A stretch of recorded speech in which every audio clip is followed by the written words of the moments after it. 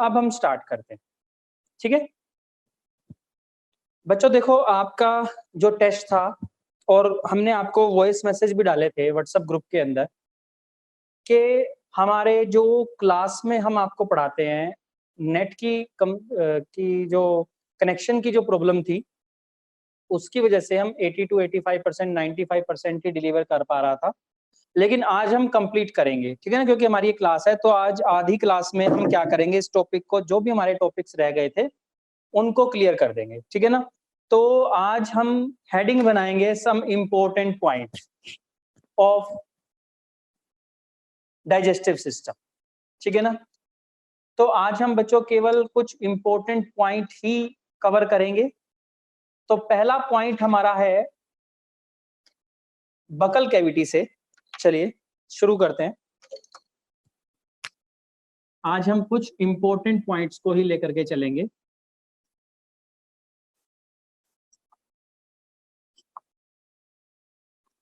ठीक है, सबसे पहले बच्चों आपका कल क्वेश्चन आया था नून ग्लैंड्स जिसे हम बोलते हैं NUHN', ठीक है ना। फर्स्ट है हमारा पहला पॉइंट है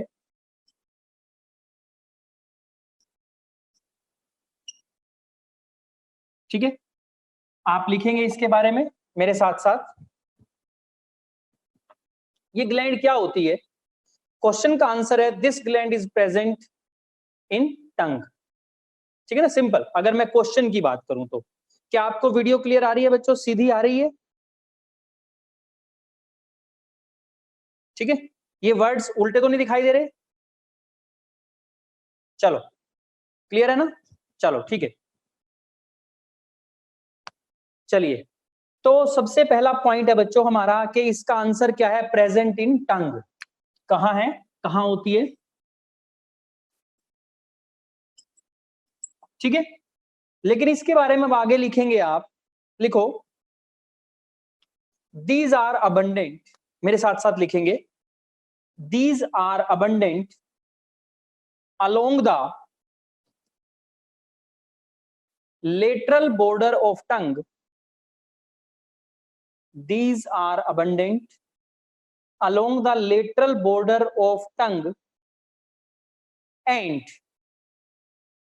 opens into the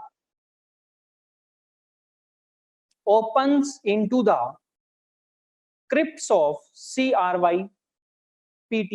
crypts of lingual tonsils, opens into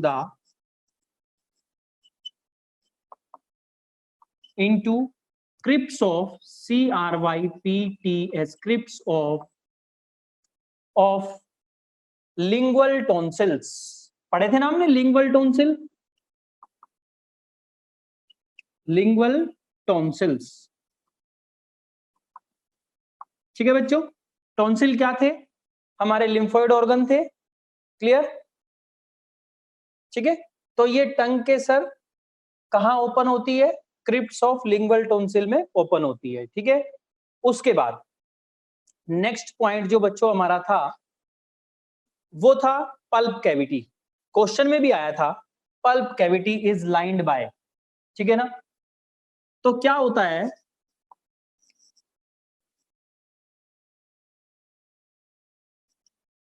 pulp cavity is lined by, answer की मिल गई होगी अब तो आपको। Pulp cavity is lined by odontoblast cell. क्या होती है, अच्छा एक बच्चे ने पूछा सर क्रिप्स क्या होती हैं। क्रिप्स बच्चों, क्रिप्स का मतलब होता है जहां ग्रुप होता है ना, ग्रुप, उन्हें ग्रुप्स ऑफ सेल, जैसे कि कहीं पे इस तरह से ग्रुप बन जाए सेल्स का, फॉर एग्जांपल के इस तरह से ये सेल्स का ग्रुप बन गया, ये सारी सेल्स हैं, दैट इज द क्रिप्स, ठीक है ना, क्रिप्ट बन गई है, ठीक है। चलो, तो उसके बाद आता है बच्चों ओडोंटोब्लास्ट सेल। अगर हम बात करें, देखो ओडोंटोब्लास्ट सेल्स कैसे, सर मैं आपको रफली सा एक डायग्राम बनाता हूं टीथ का। देखो बच्चों, आपने पढ़ा हुआ है कि टीथ में सबसे ऊपर क्या होता है, एनामल होता है, ठीक है। या चलो मैं मोलर का बना देता हूं इस तरह से, ठीक है ना। ये सबसे ऊपर एनामल है, इसके नीचे कौन आ जाएगा, ये डेंटाइन आ जाएगा, ठीक है ना। और डेंटाइन चलेगा यहां तक, क्राउन रीजन के बाद यहां से पल्प कैविटी आ जाएगी ना। सिंपली बना रहा हूं मैं बिल्कुल। This is the pulp cavity, ये पल्प कैविटी हो गई हमारी, मैं यहां लिख रहा हूं पल्प कैविटी होगी। तो पल्प कैविटी पे यहां पर जो सेल्स प्रेजेंट होती हैं, ये वाली, ये ब्लू कलर से जो मैं मेंशन कर रहा हूं, these are the odontoblast cell. क्या होती है सर ओडोंटोब्लास्ट? अभी कराऊंगा बच्चों, मैं आपको ओडोंटोब्लास्ट भी बताऊंगा और ओडोंटोक्लास्ट भी कराऊंगा, ठीक है। ये है बच्चों ओडोंटोब्लास्ट सेल। तो पल्प कैविटी किससे लाइंड हुई? ओडोंटोब्लास्ट सेल से।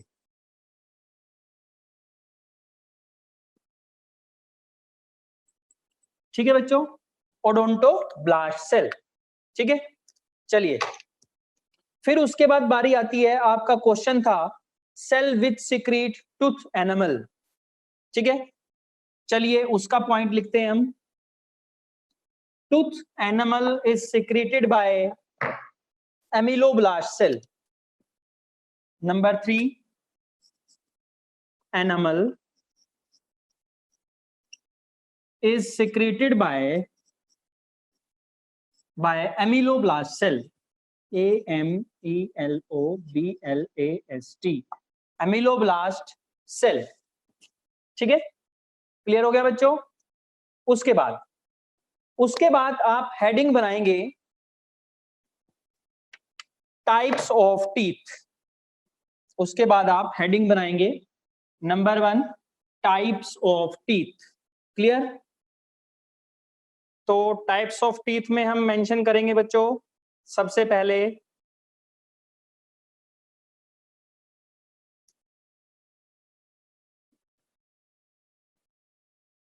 ठीक है। चलिए हेडिंग बनाओ बच्चों टाइप्स ऑफ टीथ। तो लिखो on the basis of function. सबसे पहले हम मेंशन करेंगे फंक्शन के बिहाफ पर।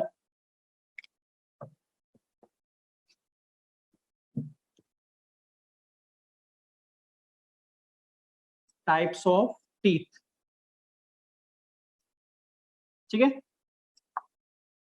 जो टाइप ऑफ टीथ है बच्चों, चलिए हम पहला पॉइंट मेंशन करेंगे first, on the basis of function, यानी कि फंक्शन के बिहाफ पे हमारे टीथ कितनी तरह के हैं। मेजर पॉइंट क्या है? फंक्शन, ठीक है। तो फंक्शन के बिहाफ पे बच्चों हमारे टीथ दो तरह के हैं। कितनी तरह के हैं? दो तरह के, 2 type. Number 1 homodont and number 2 sorry heterodont. Homodont, number 2 heterodont, ठीक है। होमो सारे के सारे टीथ एक जैसे होंगे, हेट्रो अलग अलग होंगे, ठीक है ना। तो यहां पर अगर सारे टीथ की शेप स्ट्रक्चर एक जैसा है तो उसका फंक्शन भी एक जैसा होगा ना। क्लियर ना। तो इसीलिए हम मेंशन करेंगे होमोडोंट में all teeth perform similar function. Similar function से मतलब क्या है कि सबके सबका फंक्शन जो है बच्चों सेम होगा, ठीक है। और हेट्रोडोंट में क्या होगा? Different function. क्या होगा? Different function. और ये जो डिफरेंट फंक्शन है ये मोस्टली मैमल्स का करेक्टर है, ठीक है ना। तो यहां मेंशन करेंगे आप लोग मोस्टली इन मैमल्स,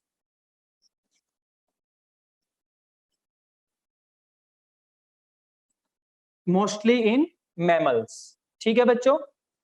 उसके बाद अब बात करते हैं सिमिलर फंक्शन में किस किस के अंदर है। फॉर एग्जांपल मैंने आपको दिए हुए हैं, फिश के अंदर है, लिखिए फटाफट, फिश, एम्फीबियन, रेप्टाइल्स।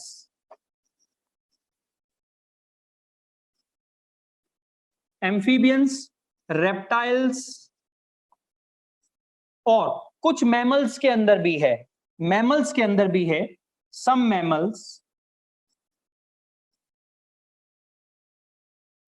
कुछ मैमल्स के अंदर भी है और वो मैमल्स कौन कौन से हैं आपके पास, मैंने नोट्स में भेजे हैं क्या? टूथ वेल, वेल मछली जिसके पास टूथ होते हैं, टीथ होते हैं। Number 2 dolphin, number 3 armadillos and porpoise. ठीक है ना? तो ये एग्जाम्पल हो गए बच्चों, PROPOISE। ठीक है, मैमल्स में एग्जाम्पल हो गए, आपने मेंशन करने हैं नोट्स में से, वहां कवर करना है। ठीक है, अब अगर मान लो यहां पर डिफरेंट हैं तो सर वो कौन कौन सी टाइप के हैं, ये आपको याद रखना होगा। 4 टाइप्स के होते हैं, पता है ना आपको, incisor, canines, premolar and molar. Number 1 incisor, number 2 canines, number 3 premolar and number 4 that is molar. पता है ना बच्चों आपको, मैंने जानबूझ के फॉर्मूला टाइप लिख दिया इनको। आप पूरा लिखेंगे INCISOR incisor, CANINE canine, premolar PREMOLAR and last is molar. ठीक है ना? अब जो इंसीजर है, देखो बच्चों, अगर मैं आपको मेरे टीथ के हिसाब से आपको पढ़ाऊं तो क्या होगा, ये एक जो बोन है, लोअर जो, अपर जो। ठीक है, ये देखिए यहां पर ये दो जो हैं, ये क्या है, इंसीजर। ठीक है, फिर कैनिन, ये वाला ये शार्प। ठीक है ना, फिर प्रीमोलर और फिर मोलर। ठीक है, क्लियर हो गया? तो अगर आप हाफ जो पढ़िए, फुल जो पढ़िए, एक अलग बात है, क्योंकि हम यहाँ वो सब नहीं पढ़ रहे हैं। ठीक है ना? तो क्या हो गया, हमारे इंसीजर, कैनिन, प्रीमोलर और मोलर अलग अलग हुए, तभी तो नाम हेटेरोडोंट पड़ा ना। अब इनका फंक्शन भी अलग अलग है। इंसीजर का फंक्शन क्या है, लिखिए, बाइटिंग फंक्शन। इंसीजर जो होते हैं बाइटिंग के काम आते हैं। कैनिन्स क्या करते हैं, पॉइंटेड एंड होता है इनका, तो ये टियरिंग के काम आएंगे, किसके नाम, फाड़ने के। ठीक है ना? लिखो फटाफट से, biting, number 2 that is tearing, और ये दोनों एक ही काम आते हैं। प्रीमोलर और मोलर का एक ही काम होता है, क्या, चिंग के काम आते हैं। ठीक है ना? क्योंकि इनके ऊपर कस्प होते हैं। कस्प मतलब पता क्या होता है बच्चों, देखिए ये जो हमारी जो जाड़े हैं पीछे, बड़े वाले टीथ हैं, ये मोलर प्रीमोलर, देखिए एक यहां पर इनके ऊपर इनका जो एंड होता है ना, वो पॉइंटेड नहीं होता, वो इस तरह से होते हैं, देखो नीचे अटैच हो जाएंगे, और ऊपर का पोर्शन इस तरह से होता है, ये चौड़ा।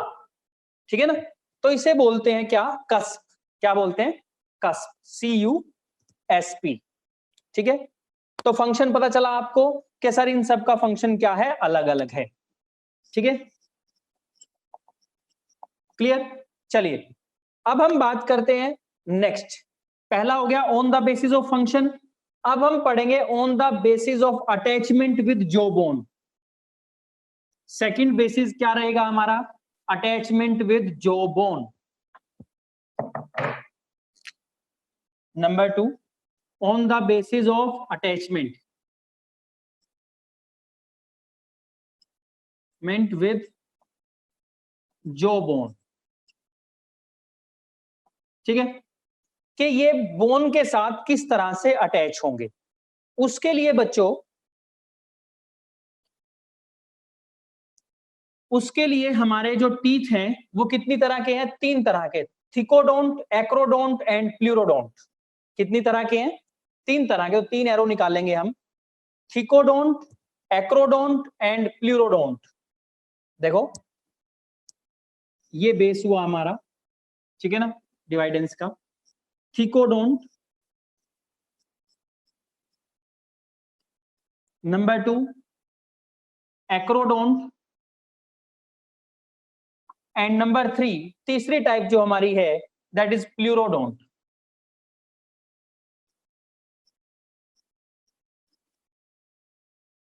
ठीक है, अब इसमें आपने केवल ये देखना है कि जो बोन कहां पर है और किस तरह से हमारे जो टीथ्स हैं वो अटैच हैं उनके साथ। ठीक है ना, देखो ये जो है बच्चों हमारी थिकोडोंट की बता रहा हूं, इस तरह से ये हमारी जो बोन है, तो ये सॉकेट हुई ना,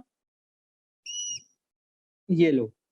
ठीक है, ये जो बोन है, और ये जो मैं ब्लू कलर से बना रहा हूं, these are the teeths.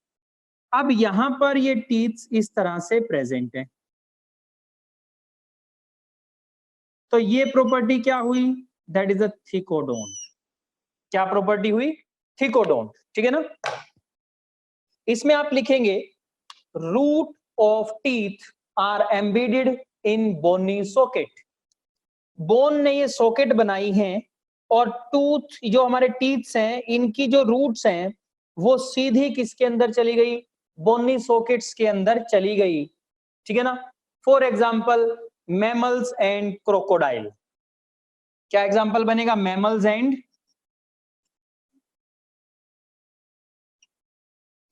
Crocodile, ठीक है। अच्छा, इनको सॉकेट को एल्वियोली भी बोलते हैं। क्या बोलते हैं, एल्वियोली ऑफ जॉबोन, ठीक है बच्चों, क्लियर हो गया। अब बात करते हैं एक्रोडोंट की।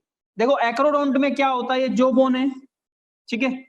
और बच्चों जो इसके ऊपर टीथ होगा वो सीधा ही रखा होगा, बिल्कुल ये लो, that is the acrodont type of teeth. इसमें हम क्या बोलेंगे,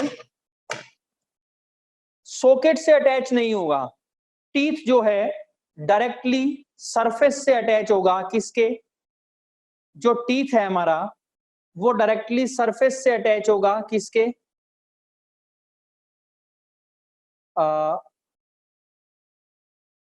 हमारे जो बोन के साथ। कुछ बच्चों के क्वेश्चन आए हुए हैं, ये क्वेश्चन हम लेंगे अभी, पहले हम अपने पार्ट को कवर कर लें, जो इंपॉर्टेंट पॉइंट है एडिशनल वो सब कवर कर लेंगे हम।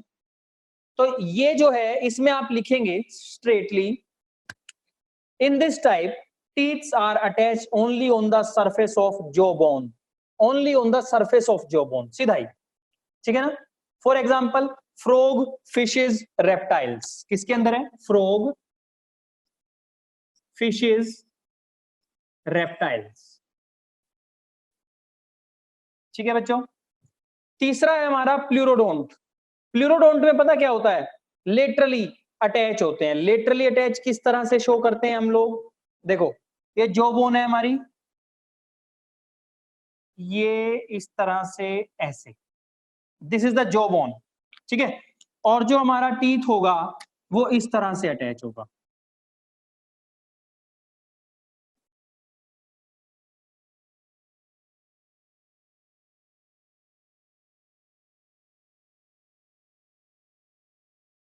ये, ठीक है ना, लेटरली अटैच।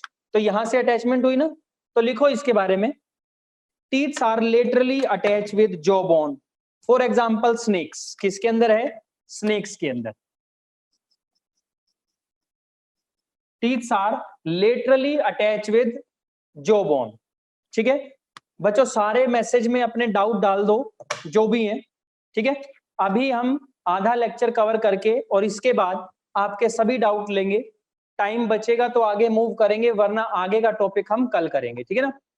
चलिए, अब हमारी तीसरी टाइप है डिवाइडेंस की, ये अटैचमेंट के बिहाफ पे थी, ठीक है। थर्ड टाइप जो है टीथ की, ऑन द बेसिस ऑफ, लिखिए, on the basis of teeths appear in life time. कितनी बार टीथ आते हैं, on the basis of appearance in life time, ठीक है ना।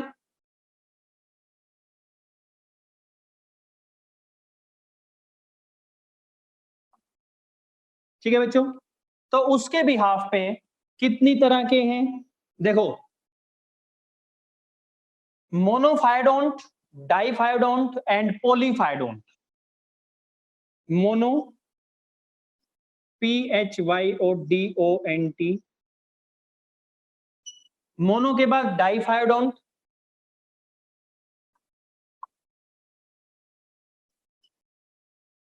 एंड थर्ड टाइप इज पोली,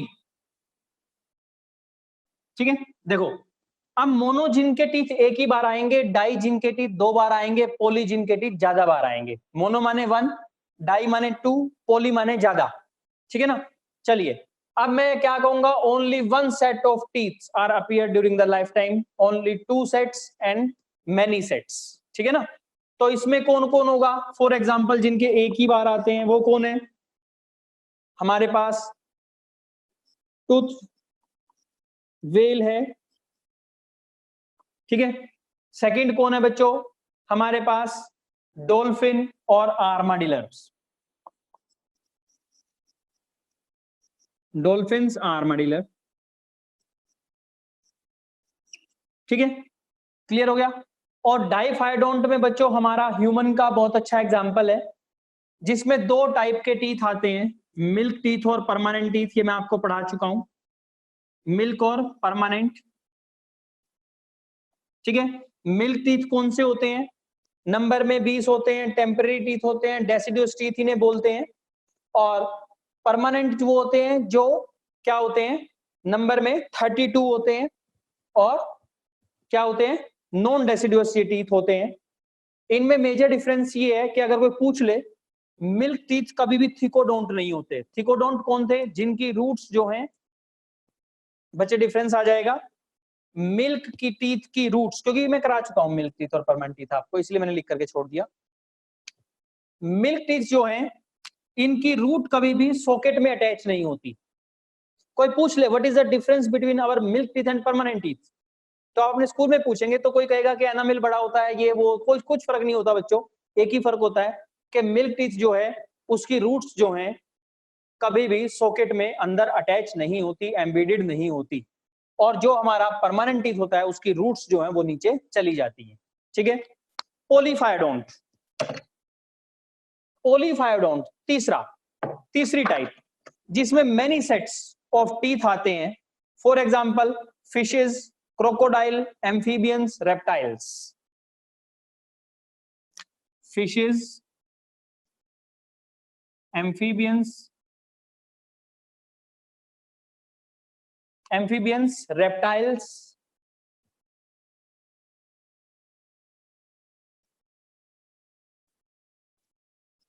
ठीक है, क्लियर हो गया।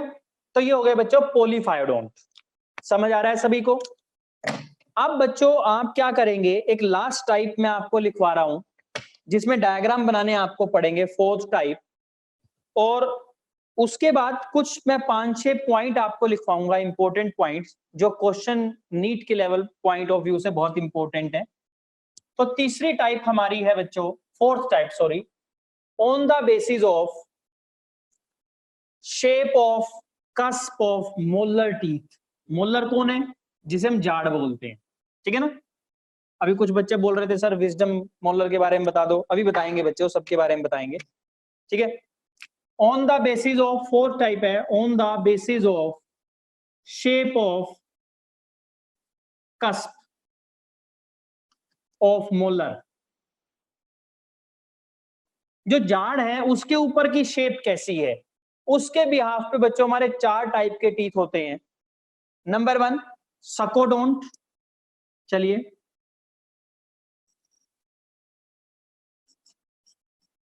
सकोडोंट, ठीक है। नंबर 2 दूसरी टाइप बच्चों जो हमारी है दैट इज द बनोडोंट,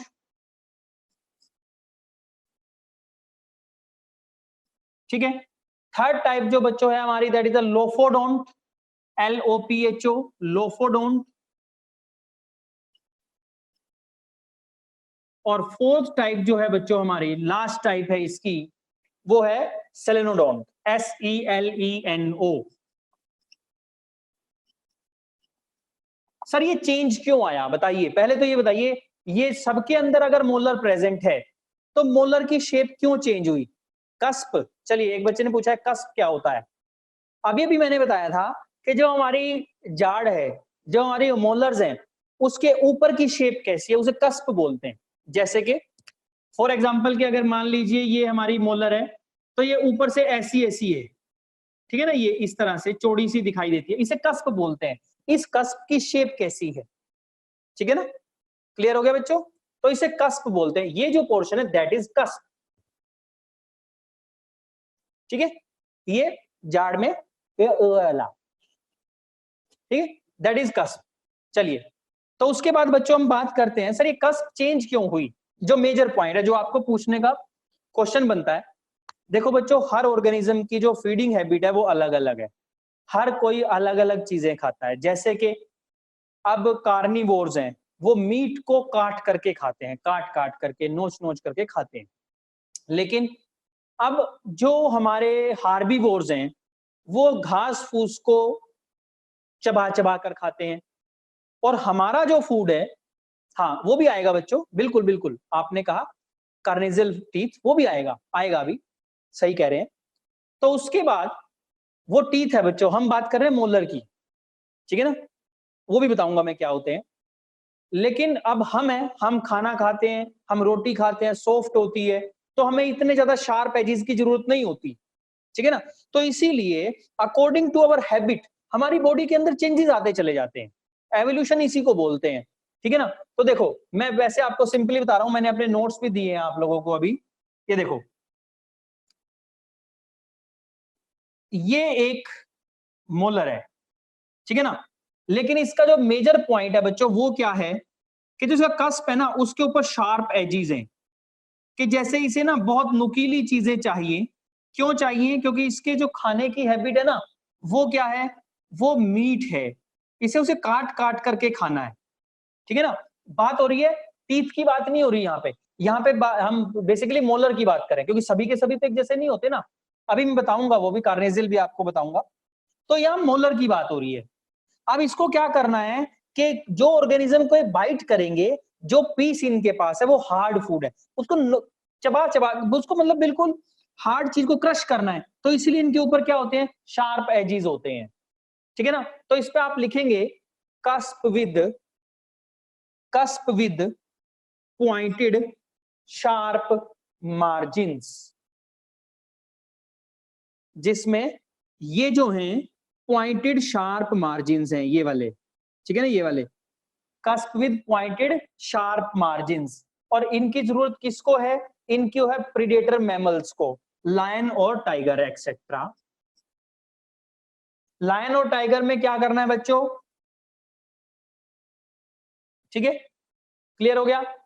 अब बनोडोंट कौन से होते हैं, जिनके कस्प जो है बिल्कुल राउंड होते हैं, क्योंकि हम देखो हमें हमें रोटी खानी होती है, ठीक है ना, तो इसीलिए हम लोग क्या करते हैं, हमें इतने ज्यादा नुकीले दांतों की जरूरत नहीं होती, ठीक है ना, नुकीले दांतों की जरूरत नहीं होती, इसीलिए जो हमारे कस्प है ना वो राउंडेड होते हैं बच्चों। कैसे होते हैं, राउंडेड, ये लीजिए इस तरह से राउंडेड कस्प, ठीक है ना। फॉर एग्जाम्पल ह्यूमन एप, ये लिखेंगे आप यहां पे, दैट इज राउंडेड कस्प, और यहां पे लिखेंगे आप पॉइंटेड मार्जिन्स, क्योंकि चेंज तो आपको लिखना पड़ेगा ना। थर्ड है बच्चों हमारा लोफोडोंट। लोफोडोंट में क्या होता है, ट्रांसवर्स रिजीज होती हैं।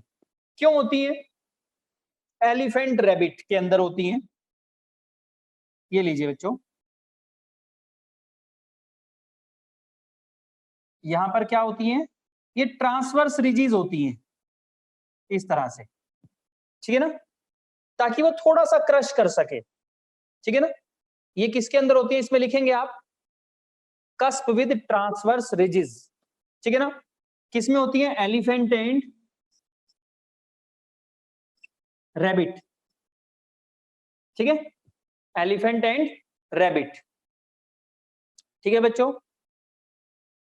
और जो हमारी लास्ट है स्लेनोडोंट, उसमें क्या होती है, क्रिसेंट्रिक रिंग्स होती हैं, क्रिसेंट्रिक रिंग्स होती हैं, या आप बोल सकते हो सेमी सर्कुलर रिंग्स प्रेजेंट होती हैं, ठीक है ना। ये लीजिए, ये जो पोर्शन है हमारा कस्प वाला, इसमें इस तरह से सेमी सर्कुलर रिंग्स प्रेजेंट होती है, इस तरह से, ठीक है ना। सेमी सर्कुलर रिंग्स और crescentic rings are present, half moon की तरह दिखाई देती हैं, हाफ मून होती हैं, ठीक है। किसके अंदर होती हैं, कैटल्स के अंदर, काउ बफेलो के अंदर, ठीक है, काउ और बफेलो के अंदर ये प्रेजेंट होती है, ठीक है बच्चों। तो ये था हमारा टाइप ऑफ टीथ्स, बेसिस अलग अलग है, टीथ वही है, ठीक है ना, कि किस बेस पे आप इन्हें डिवाइड कर रहे हो। अब बच्चों आप मेरे साथ 4-5 मेजर पॉइंट लिखेंगे, नोट डाल लो, NOTE नोट लिख लो, नोट डाल के नंबर 1, पहला पहला पॉइंट, बहुत इंपॉर्टेंट पॉइंट मैं बोलने जा रहा हूं, सभी को लिखने हैं।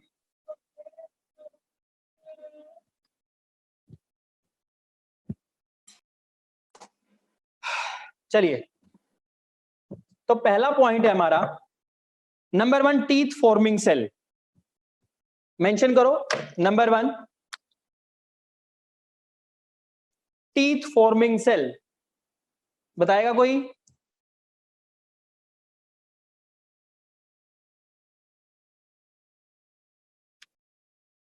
एग्जाम्पल ऑफ सेलेनोडोंट बच्चों, कैटल्स। कैटल्स कौन आएंगी? सर लास्ट टाइप काउस, बिल्कुल काउस, बफेलो, बिल्कुल सही है। ठीक है, उसके बाद डेंटियोब्लास्ट। चलिए मैं रिपीट करता हूं, एग्जाम्पल ऑफ सेलेनोडोंट, ठीक है, उनका नाम है बच्चों for example kettles, cow and buffalo. Next, चलिए कुछ बच्चों ने कहा अमीलोब्लास्ट एंड ओडोंटोब्लास्ट। बच्चों हमने टीथ कहा है, हमने एनिमल नहीं कहा, ठीक है ना। बहुत बढ़िया आपने आंसर दिया कि अमीलोब्लास्ट है, वो केवल हमारी क्या है, देखिए हमें यही चीजें समझनी है केवल, ठीक है, वो हमारी एनिमल फॉर्मिंग है। ठीक है, चलिए first point, teeth forming cell.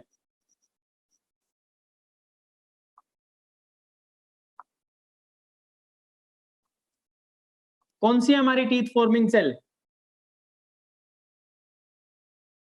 क्या नाम है, लिखिए यहां पे, odontoblast cell, ODONTO, odontoblast, ODONTOBLAST, odontoblast sales.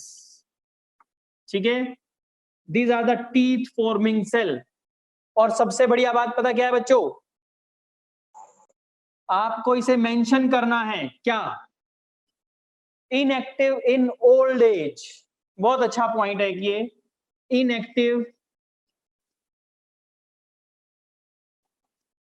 इन ओल्ड एज।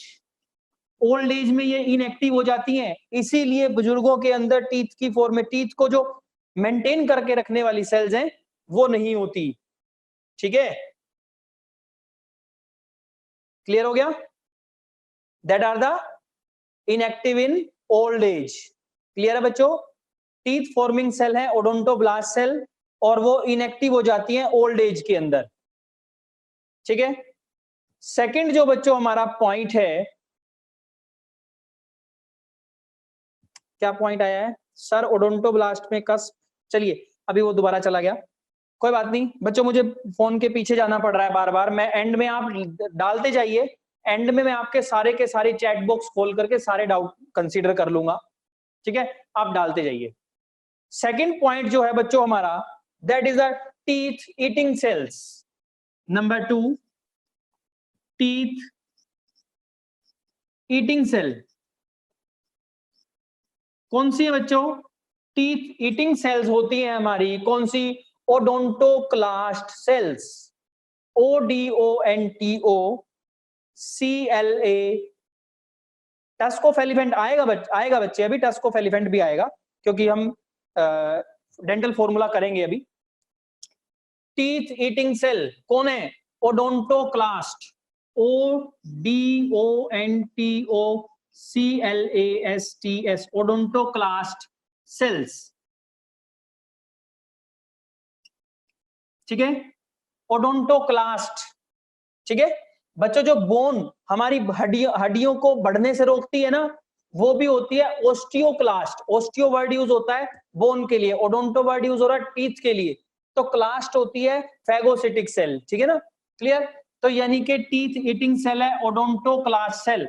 और बच्चों ये पूरी लाइफ एक्टिव रहती है, पूरी लाइफ एक्टिव, ऑलवेज एक्टिव, या ऑलवेज रिमेन एक्टिव। ठीक है, तो सर अगर ये हमेशा एक्टिव रहती है तो फिर ये हमारे टीथ क्यों नहीं तोड़ती? क्योंकि अभी ये एक्टिव है, ये इसके एक्सप्रेशन को नल करती है, लेकिन ओल्ड एज में ये तो इनएक्टिव हो गई, लेकिन ये एक्टिव है, तो ये क्या करवा देती है? टीथ को तुड़वाती रहती है। अब समझ आया आपको? ये टीथ को तुड़वाती रहेगी ओल्ड एज में। यंग एज में इसके अफेक्ट को ओडोंटोब्लास्ट सेल फिर भी कहीं ना कहीं क्या करते हैं? दबा के रखते हैं। ठीक है ना, अफेक्ट नहीं आने देते। ठीक है बच्चों, चलिए फिर आता है बच्चों हमारी बॉडी का hardest tissue of our body. देखिए अगर कोई पूछे हमारी बॉडी में हार्डेस्ट टिश्यू कौन है, टिश्यू की बात है, हार्डेस्ट टिश्यू ऑफ बॉडी कौन है, फटाफट से मैसेज करके बताइए आपके माइंड में क्या आता है, कौन होगा हार्डेस्ट टिश्यू, कौन है, जल्दी जल्दी जल्दी।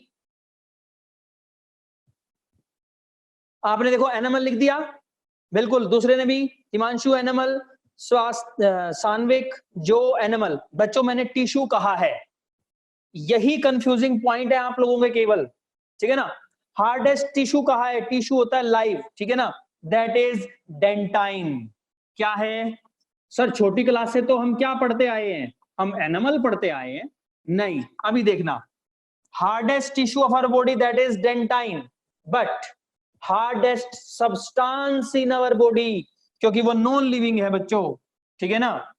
फोर्थ, हार्डेस्ट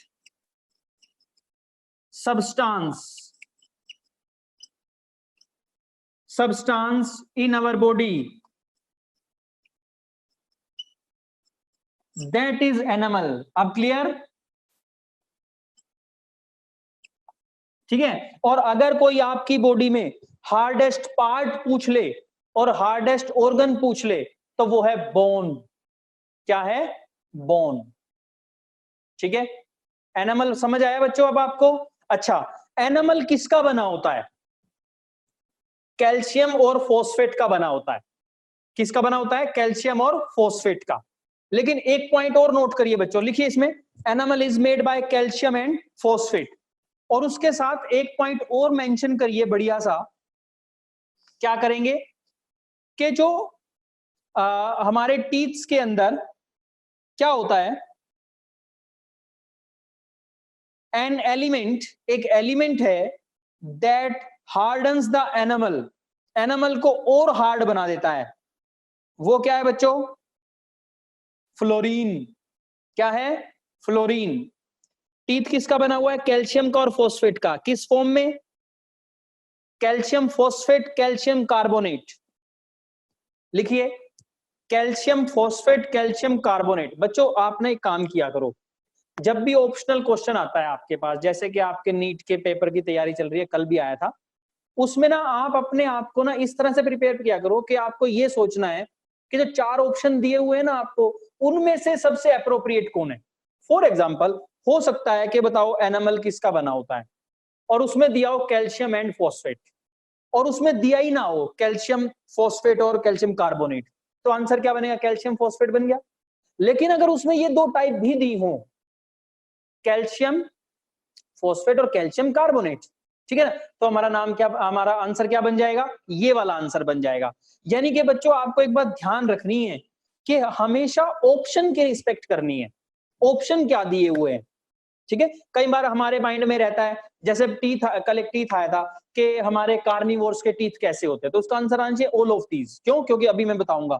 चलिए, तो हमारे पास क्या हो गया, हमारे पास नेक्स्ट वर्ड आ गया कि फ्लोरीन जो है वो इसको और ज्यादा हार्ड बनाने का काम करता है, ठीक है ना, फ्लोरीन।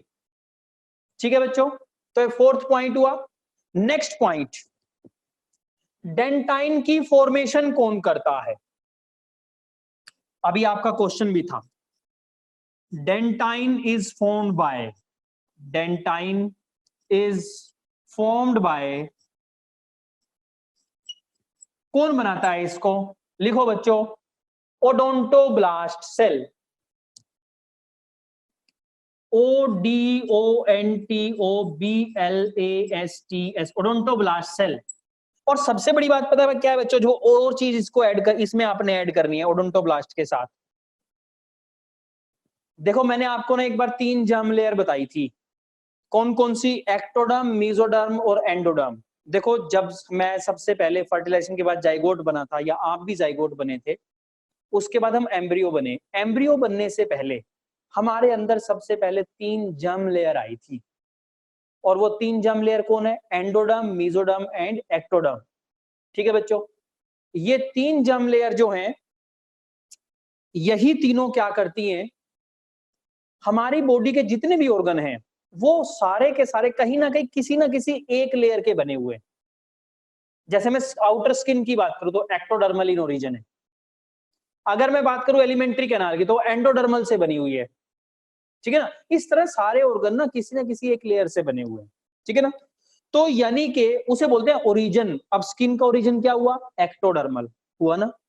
तो आप यहां मेंशन करेंगे ओडोंटोब्लास्ट का ओरिजिन क्या है, मीजोडर्म है। तो यानी कि mesodermal, MESODERMAL, mesodermal in origin. समझ आ गया, क्लियर हो गया, ठीक है। यानी कि डेंटाइन को बनाने वाली सेल कौन है, ओडोंटोब्लास्ट। क्योंकि अभी डायग्राम में देखा था डेंटाइन के बिल्कुल नीचे थी, पल्प कैविटी के बिल्कुल ऊपर थी, है ना। तो बनाने वाली ओडोंटोब्लास्ट, और उसका ओरिजिन क्या है, मीजोडर्मल है। क्लियर। उसके बाद बच्चों एनिमल फॉर्मिंग सेल, एनिमल को किसने बनाया, अभी पढ़ा था आपने, कौन सी, एमिलोब्लास्ट, है ना। लेकिन उसका ओरिजिन क्या है, एक्टोडर्मल, बाहर की साइड है ना सबसे, इसीलिए एनिमल को किसने बनाया, एनिमल इज फॉर्म्ड बाय एमिलोब्लास्ट, और उसका ओरिजिन क्या है, एक्टोडर्मल। ठीक है बच्चों, उसका ओरिजिन क्या है, एक्टोडर्मल। तो ये थे बच्चों कुछ एक दो चार मेजर से पॉइंट आपके लिए टीथ से रिलेटेड, ठीक है। फिर उसके बाद फटाफट से हम आते हैं डेंटल फॉर्मूला पे, ठीक है। डेंटल फॉर्मूला, हम कुछ एक ऑर्गेनिज्म का डेंटल फॉर्मूला कवर करते हैं, ठीक है। अब मैं यहाँ पे विजडम टूथ के बारे में बताऊंगा। कुछ बच्चों ने मुझसे पूछा था कि सर अपने विजडम या मोलर टीथ के बारे में बता दो। देखो जिसे आप कॉमन लेमेन लैंग्वेज के अंदर अकल जाड़ बोलते हैं, अकल जाड़, जो कि 22-23 साल की एज में आती है, ठीक है ना, उसे बोलते हैं हम विजडम टीथ, ठीक है ना, क्लियर। अब वो क्या है, एक इधर और एक इधर, ठीक है ना। हमारा डेंटल फॉर्मूला मैं लिखता हूं, ठीक है ना। चलिए मैं डेंटल फॉर्मूला की हेडिंग बनाता हूं, फिर समझाता हूं, उसी में कवर हो जाएगा डेंटल फॉर्मूला, ठीक है। पहले मैं लिखता हूं ह्यूमन, नंबर 1 ह्यूमंस। हमारी बॉडी के अंदर 3 स्टेजेस आती हैं, कौन कौन सी आती हैं 3 स्टेज, चलिए मेंशन करते हैं हम। Number 1, number 2 and number 3, 3 stage आती हैं हमारी बॉडी के अंदर, हमारे लाइफ साइकिल में। कौन कौन सी, चाइल्ड, एडोलोसेंट। चाइल्ड में मैं मेंशन करूंगा यहां पर बिलो 5 ईयर या 5 ईयर तक, अप टू 5 ईयर्स, ठीक है। और एडोलोसेंट, ये क्या है, up to near about 17 years. और एक होता है अडल्ट, ठीक है ना, मान लीजिए 22 और 23 ईयर्स से आगे, ठीक है बच्चों। तो ये हो गया। अब चाइल्ड में हमारे पास कितने हैं, बच्चों में हमारे पास टेम्परेरी टीथ थे, कितने थे, 20। नंबर आईसीपीएम, आईसीपीएम मतलब incision canine premolar molar, number कितना था, 20, कितना था, 20 इन नंबर में थे वो।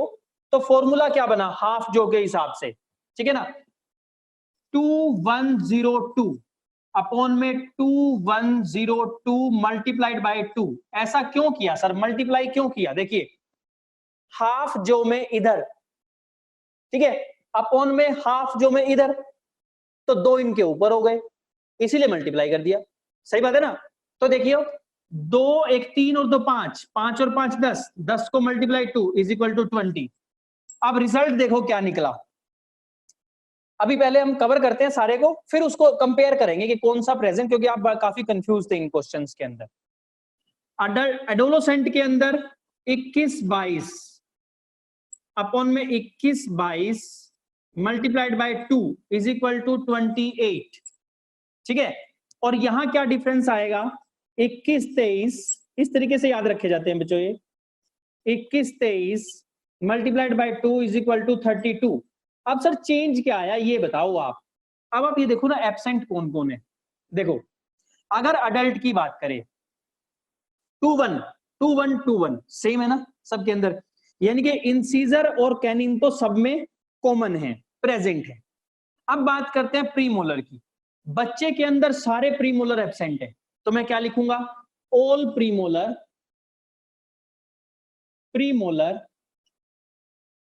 ठीक है। इसमें एक बराबर है, प्रीमोलर दो, ठीक है। तो प्रीमोलर प्रेजेंट है, इसमें प्रेजेंट है, तो ऑल प्रीमोलर हो गए।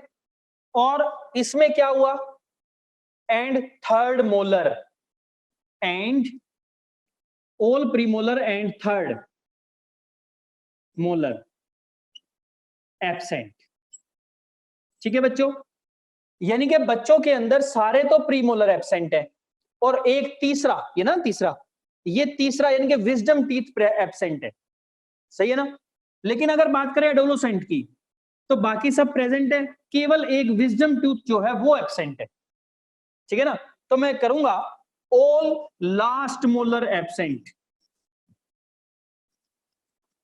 लास्ट मोलर एब्सेंट को बच्चों इस तरह से शो करते हैं, ऑल लास्ट मोलर एब्सेंट, और इसमें क्या आ जाएगा, ऑल टीथ्स आर प्रेजेंट। अब समझ आ गया। तो अब विजडम टीथ क्या हुआ, सबसे लास्ट वाली मोलर, सबसे लास्ट वाली अकल जाड़ जो सबसे लेट आती है उसे विजडम टीथ बोलते हैं। समझ आया कि नहीं आया। तो अब क्या हुआ, इसका मतलब कुछ बच्चे बातें कर रहे हैं आपस में।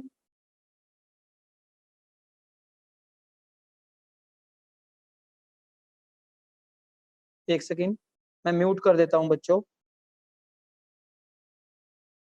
ये बाद में जो बच्चे अपनी एंट्री करते हैं ना, इनको दोबारा से फिर म्यूट करना पड़ता है, लेकिन वो बच्चे आकर के लेट एंट्री करके फिर बातें करते हैं। बच्चों बहुत गंदी बात है, आप लेक्चर को खराब करते हो, मिस करते हो, इससे आवाज में डिस्टरबेंस होती है। पता है कितनी मुश्किल से आपके लिए लाइव क्लासेस का अरेंजमेंट किया गया है, ठीक है। और क्लास में पढ़ाना फिर भी आसान है, लाइव क्लासेस में पढ़ाना बहुत मुश्किल है, क्योंकि हर बच्चे का डाउट हम लोग नहीं दे पाते हैं, ठीक है।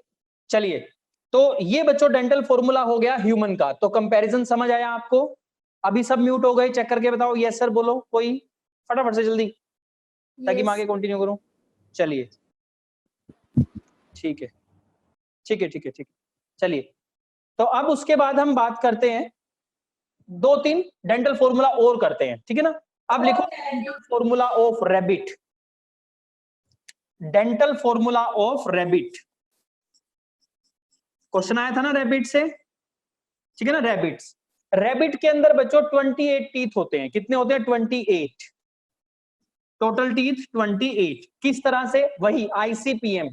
कैसे करना है, 2033 अपॉन में क्या आएगा, 1023। अब समझ आया, ऊपर और नीचे में गैप आ गया, ये अपर का, ये इसी के नीचे लोअर का, ये अपर का इसी के नीचे लोअर का, ठीक है। 1023, तो इसका मतलब ये हुआ कि इंसीजर और प्रीमोलर के बीच में गैप हुआ। कल क्वेश्चन आया था क्या, डायस्टेमा, देखो ना गैप कहां है, multiplied by 2 is equal to 28। देखो 14 हो गए, 2 और 6 8 9 और 2 11 और 3 14, 14 को 2 से मल्टीप्लाई करो 28 हो गए ना। अब बच्चों ध्यान से देखो, यहां पे इंसीजर है, चाहे बेशक एक हो, यहां पे इंसीजर है, 2 है, यहां पे प्रीमोलर है, लेकिन गैप कहां है बीच में, इंसीजर और प्रीमोलर के बीच में, ठीक है ना। तो इसीलिए आप 2 पॉइंट लिखेंगे, unrooted teeths are present in rabbit, unrooted teeth are present in rabbit, and दूसरा point, diastema is a gap between the incisor and premolar। अब पता चला ना बच्चों। देखो इस तरह से अगर हम पढ़ाई करेंगे ना अच्छे से, क्योंकि तब मेरी क्या चल रही थी, यूट्यूब पे मैं अपनी वीडियोस डाल रहा था, नेट की प्रॉब्लम थी, तो हम थोड़े से टाइम, वो भी 35-35 40-40 मिनट की जा रही थी, काफी हैवी हो जाती थी, ठीक है। और मैंने ये बात आपको बताई थी कि हम क्या करेंगे, इसको बाद में करेंगे, ठीक है। चलिए, अब आप लिखो dental formula of red, diastema लिख लिया, ठीक है ना। Next point, dental formula of red, cover करेंगे हम सारे। Dental formula of rat, rat के अंदर बच्चों कितने होते हैं? 16 टीथ होते हैं टोटल। तो आईसीपीएम के हिसाब से डेंटल फॉर्मूला क्या बनेगा? 1003 अपॉन में 1003 कितने हो गए? 3 1 4, 3 1 4 multiplied by 2 is equal to 16। हो गया ना बच्चों? Is equal to 16। ठीक है, क्लियर हो गया? अब देखो इसमें क्या क्या एब्सेंट हुआ? रैट के अंदर कैनिन एब्सेंट हो गए, प्रीमोलर एब्सेंट हो गई। सही बात है, क्लियर हो गया? ठीक है, एक और लिखेंगे बच्चों, dental formula of elephant, dental formula of elephant. ठीक है, हो रहा है क्या? अब कर दें इन्हें। चलिए, डेंटल फॉर्मूला ऑफ एलिफेंट। ठीक है, एलिफेंट में क्या होता है बच्चों? अभी एक बच्चे ने क्वेश्चन पूछा था टस्क। एलिफेंट के अंदर टोटल टीथ कितने होते हैं? 14, 14। ठीक है, कैसे होते हैं? 1003 अपॉन में 0003 is multiplied by 2 is equal to 14। ठीक है, incisor present, incisor absent, canine premolar absent, molar present. ठीक है बच्चों, अब टस्क भी आएगा, अभी लिखवाऊंगा मैं। लिखो,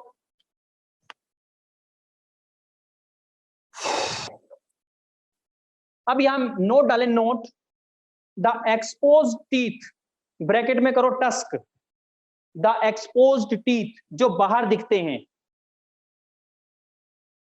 यस, रैबिट के अंदर अनरूटेड टीथ होते हैं। ठीक है, चलिए, एक्सपोज्ड टीथ जो हैं जिन्हें हम टस्क बोलते हैं, दो के अंदर होते हैं बच्चों, वो एक एलिफेंट और एक वेलरस।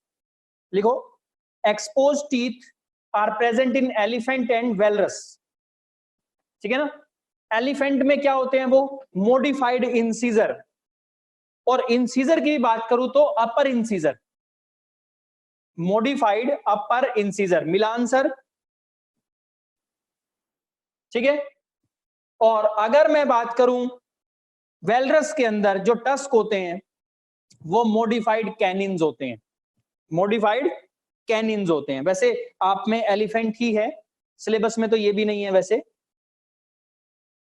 ठीक है बच्चों, उसके बाद नेक्स्ट है, एक पॉइंट लिखेंगे, सेकंड पॉइंट, जो पल्प कैविटी होती है किसकी? इंसीजर की। इंसीजर की जो पल्प कैविटी है, लिखो, the pulp cavity of incisor of rodents, rodent कौन होते हैं? Rat etcetera. ठीक है ना? The pulp cavity of incisor of rodent, bracket में रैट एंड कोई भी अपनी वीडियो शेयर नहीं करेगा, स्क्रीन ऑफ रखें अपनी सारे,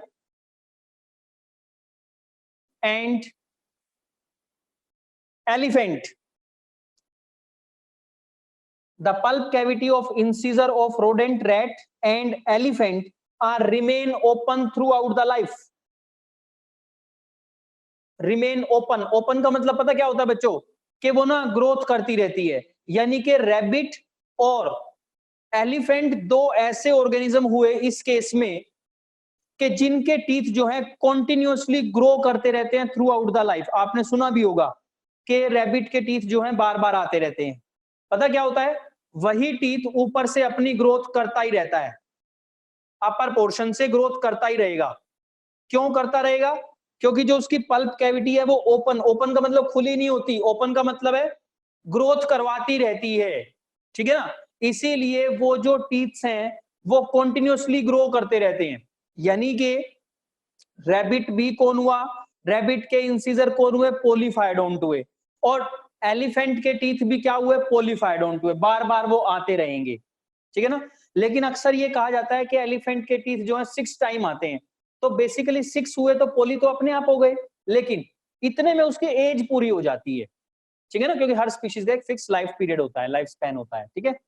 चलिए लास्ट पॉइंट आज का लास्ट पॉइंट लिखो, maximum teeth are found in, maximum teeth किसमें होते हैं और कितने होते हैं? मैक्सिमम टीथ किसमें होते हैं? ओपेसम, लिखो OPASSUM, OPASSUM, ये बच्चों आप एनिमल किंगडम में पढ़ेंगे। ओपेसम कितने होते हैं? लिखिए 50, कितने? 50। उसके बाद किसमें होते हैं? हॉर्स एंड पिग, हॉर्स के अंदर और पिग के अंदर कितने होते हैं बच्चों? 44, ठीक है। और उसके बाद डॉग के अंदर 42, ठीक है। और आपको हमारे तो बताइए 32, ठीक है ना। चलिए अब हमारा लास्ट टॉपिक 2 मिनट का, 1 मिनट का ये बल्कि, कार्नाइज टीथ। अभी आप ना मेरे को सकोडोंट टीथ को, मोलर को कार्नाइज्ड बोल रहे थे, नहीं बच्चों ऐसे नहीं बोलना, नहीं। कार्नाइज्ड पता क्या होते हैं? लास्ट टॉपिक है 1 मिनट का केवल, कार्नाइज्ड टीथ, जो कल क्वेश्चन भी आया था, इसीलिए हम ऐसा ले रहे हैं बच्चों। वो पता क्या होते हैं? मोडिफाइड इंसीजर्स होते हैं। क्या होते हैं? मोडिफाइड इंसीजर, टीयरिंग के लिए होते हैं। जो ऑर्गेनिज्म, जो कार्निवोर्स होते हैं, हिरन को या किसी को पकड़ के मार के खाना है, जैसे हम गन्ना छीलते हैं ना, इस तरह से देखिए, खाना खाते हैं यूं, लेकिन गन्ना छीलते हैं यूं। क्यों? क्योंकि हमारे जो कैनिन्स है ना, कैनिन्स, सॉरी इंसीजर कह रहा था आपको उस टाइम, कैनिन्स, जो हमारे कैनिन्स है ना, वो अटक जाते हैं और इस तरह से गड़के गन्ने के अंदर उसे छील देते हैं। ठीक वैसे ही अपने फूड को छीलने के लिए, टीयरिंग के लिए, फ्लैश को, उसके ऊपर की फ्लैश को छीलने के लिए, फाड़ने के लिए जो कैनिन्स हैं वो थोड़े बड़े हो जाते हैं, एक्स्ट्रा पॉइंटेड हो जाते हैं, उनको बोलते हैं, उनको क्या बोलते हैं? कार्नेजियल टीथ बोलते हैं। समझ आया कि नहीं आया? जो टीयरिंग में हेल्प करते हैं। अब देखो, अब क्वेश्चन कार्नेजियल टीथ नहीं था, क्वेश्चन था कि कार्निवोर्स के टीथ कैसे होंगे। कॉमन सी बात है, सकोडोंट भी होंगे क्योंकि उनकी जो मोलर हैं वो क्या होंगी? पॉइंटेड होंगी। कार्नेजियल टीथ भी होंगे क्योंकि उनके कैनिन्स जो हैं वो क्या होंगे? स्ट्रेट होंगे, ताकि वो फाड़ सकें। समझ आया कि नहीं आया? और इंसीजर जो हैं वो एक्स्ट्रा शार्प भी होंगी उनकी, सही बात है ना। इसीलिए ऑल ऑफ दीज आंसर था। यही मैं आपको समझाना चाह रहा था कि कार्नेजियल टीथ जाड़ों से नहीं होते बच्चों, वो किससे होते हैं? कैनिन से, फर्स्ट मोलर, ये जो होते हैं। आप लिखो इसके बारे में, प्रेजेंट इन कार्निवोरस और predator mammals, for example tiger, lion, dog etcetera, ठीक है। They help in tearing of flesh and breaking of tendon and bones, उनको तोड़ने के काम आते हैं। क्लियर हो गया बच्चों? इन चीजों को आप कंपेयर करना सीखो, कोरिलेट करना सीखो, तब आपके क्वेश्चन बहुत अच्छे बनेंगे, ठीक है।